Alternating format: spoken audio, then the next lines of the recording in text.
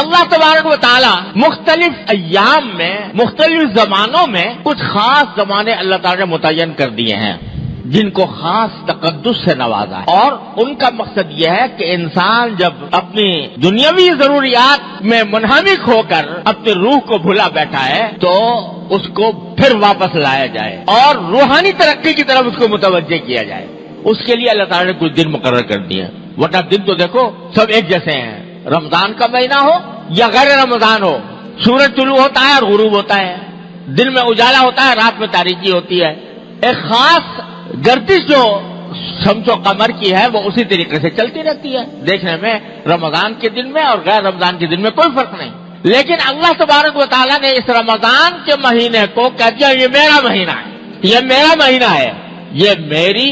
عبادت کا مہینہ ہے۔ تو جب اللہ تبارک و تعالیٰ کسی چیز کو اپنا کہہ دیتے ہیں تو اس کے ساتھ جو تقدس، اس کے ساتھ جو روحانیت اور اس کے ساتھ جو عظمت وابستہ ہوتی ہے وہ عام چیزوں کی طرح نہیں ہوتی۔ دیکھو کعبہ شریف کو، کعبہ شریف کی عمارت کو دیکھو، اس میں وہی پتھر وہی سیمنٹ جو عام عمارتوں کے اندر ہوتا ہے، کیا فرق ہے اس میں اور عمارتوں کے اندر؟ بلکہ اگر دیکھا جائے تو دوسری عمارتیں زیادہ خوبصورت اور زیادہ شاندار نظر آتی ہیں بنسبت کعبہ شریف کی عمارت کے۔ لیکن میرے مولا نے کہہ دیا کہ یہ میرا ہے، یہ میرا گھر ہے، بیت اللہ، یہ اللہ کا گھر ہے، اپنی طرف نسبت کر دی۔ اور جب اپنی طرف نسبت کر دی تو اس کے ساتھ جو تقدس وابستہ ہوا، اس کے ساتھ جو لذت ملی، اس کے ساتھ جو حلاوت ملی، اس سے جو روحانیت وابستہ ہوئی، ساری کائنات کی اعلیٰ سے اعلیٰ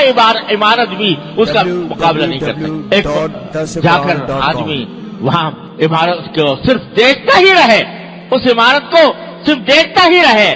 تو اس کی روح پرورش پا رہی ہوتی ہے۔ اس کو اللہ تبارک و تعالیٰ نے ایسا تقدس بخش دیا۔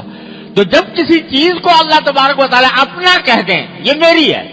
تو اس سے جو تقدس، اس سے جو روحانیت وابستہ ہوتی ہے وہ اور کسی چیز سے نہیں ہو سکتی۔ تو رمضان کا مہینہ بھی عام مہینوں کی طرح تھا،